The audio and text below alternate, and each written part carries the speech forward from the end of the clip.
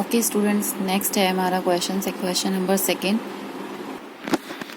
Next हमारा question है question number second. 2 person managed to push a motor car of mass 1200 kgs at a uniform velocity along a level road. The same motor car can be pushed by 3 persons to produce an acceleration of 0.2 meter per second square. With what force does it each person push the motor car? Assume that all person push the motor car with the same muscular effort. ठीक है, ये आपका question है। तो इसमें हम क्या कर सकते हैं कि जैसे आपको मास दे रखा है, मास आपको दे रखा है कितना, 1200 kgs। ठीक है, अब दो पर्सन ने इसमें ये बोला हुआ है कि पहले तो ये इसको 2 पर्सन अगर उसको पुश करते हैं तो वो मोटर कार को एक्सेलरेट नहीं कर पाए, यूनिफॉर्म वेलोसिटी से ही चलता रहा, वो कोई एक्सेलरेशन नहीं मिला। जब किसी थर्ड बंदे ने इसको इनके साथ दो इंसानों के साथ तीसरे किसी पर्सन ने उनके साथ मिलकर उसको पुश किया तो एक्सेलरेशन कितना क्रिएट कर पाए, वो 0.2 metre per second. That means कि तीसरे बंदे का जो एक्सेलरेशन है उसकी हेल्प से जो एक्सेलरेशन हुआ है वो ये हुआ है, और बाकी का जो 2 इंसान लगा रहे थे, 2 पर्सन जो एक्सेलरेशन प्रोवाइड कर रहे थे, वो फ्रिक्शनल फोर्स की हेल्प से कैंसिल आउट होता जा रहा था। मतलब वो बैलेंस कर रही थी, फ्रिक्शन फोर्स को उसको बैलेंस कर पा रही थी। जो एडिशनल थर्ड पर्सन ने कुछ एक्सेलरेशन दिया, वो सिर्फ उसी की वजह से कुछ एक्सेलरेशन हो पाया। तो ये थर्ड पर्सन का एक्सेलरेशन है। ठीक है, तो हमारी जो फोर्स आएगी वो क्या आएगी, मास इनटू एक्सेलरेशन। ठीक है, ये होगा हमारा 1200 इंटू 0.2 मीटर पर सेकेंड। ये होगा जी कितनी फोर्स लगा पाएगा, ये 240 न्यूटन।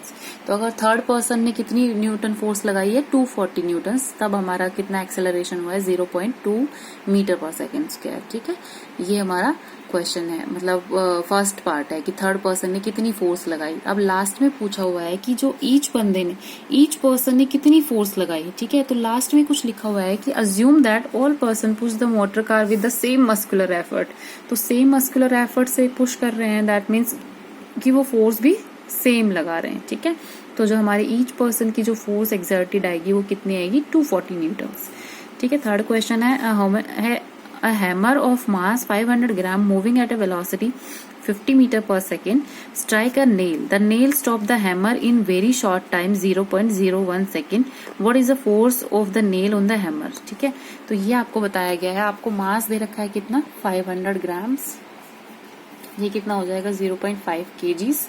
नेक्स्ट आपको दे रखा है इनिशियल वेलोसिटी इसकी कितनी है, 50 मीटर पर सेकेंड, और फाइनल वेलोसिटी क्या हो जाएगी इसकी, 0। फाइनल वेलोसिटी इसकी क्या होगी, 0।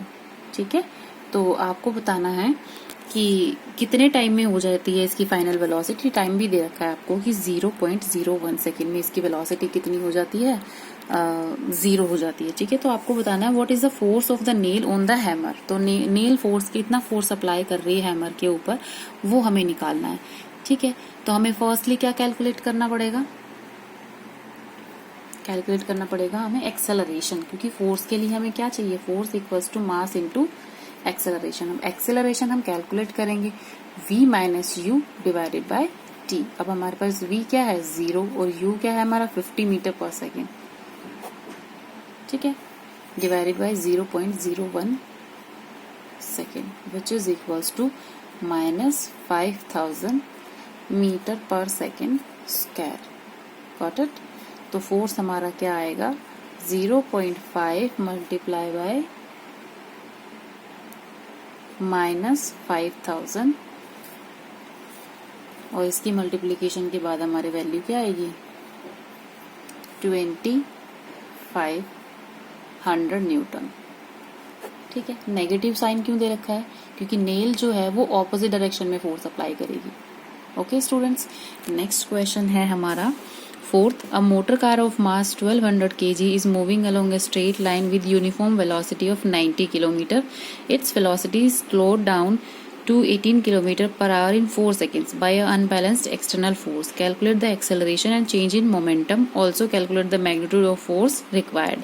ठीक है, आपको इसमें क्वेश्चन में क्या दे रखा है, ये कौन सा क्वेश्चन है आपका, फोर्थ है। A motor car having mass 1200 kgs moving along a straight line with uniform velocity, uniform velocity से मूव कर रहा है, दैट मीन्स इनिशियल वेलोसिटी इसकी क्या दे रखी है 90 kilometre per hour, its velocity slowed down to 18 kilometre per hour, final velocity इसकी कितनी हो जाती है 18 किलोमीटर पर आवर, कितने टाइम में 4 सेकेंड्स में। ठीक है, तो आपको अनबैलेंस एक्सटर्नल फोर्स बतानी है, एक्सेलरेशन बताना है, मोमेंटम बताना है। ठीक है, तो कैसे कैलकुलेट करेंगे हम, फर्स्ट है हमारा एक्सेलरेशन, हमें कैलकुलेट करना है फोर्स के लिए। एक्सेलरेशन कैसे कैलकुलेट करेंगे, v minus u divided bye T. ठीक है, अब हमें कैलकुलेट करना है एक्सेलरेशन। एक्सेलरेशन के लिए सेम फॉर्मूला यूज करना है आपने, और कौन सा फॉर्मूला है,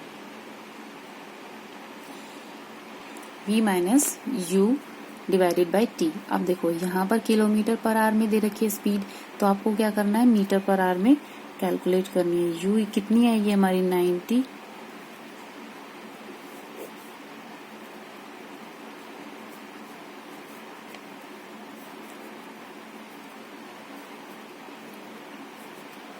ये आ जाएगी हमारी 25 metre per second, and final velocity हमारी क्या होगी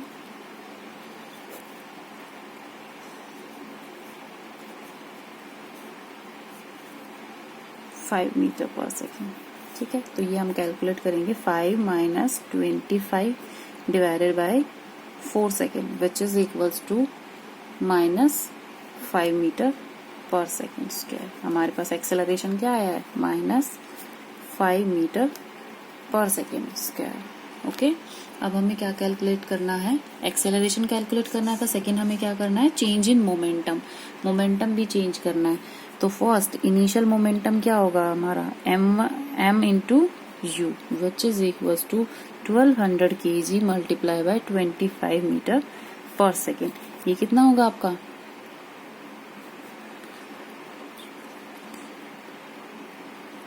ठीक है 30,000 kg मीटर पर सेकेंड। और फाइनल मोमेंटम क्या होगा m into v, mass into velocity होता है ना, तो फाइनली वेलोसिटी हमारी क्या है v, 1200 multiply by 5 which is equals to 6000 kg metre per second. अब इन दोनों का चेंज निकालना है आपको, चेंज पूछा हुआ है, change in momentum, change in momentum, change in momentum क्या होगा p final minus p initial. ठीक है, 6000 माइनस 30,000, ये हमारा क्या आया है -24,000 kg metre per second. Okay, ये हमारा क्वेश्चन है, मोमेंटम, चेंज इन मोमेंटम पूछा हुआ है। लास्ट हमें क्या पूछा है कि एक्सटर्नल फोर्स भी कैलकुलेट करनी है आपको। तो फोर्स हमारे पास क्या आएगी mass into acceleration, which is equals to mass 1200 multiply by acceleration कितना आया हमारा -5 मीटर पर सेकेंड स्क्वायर,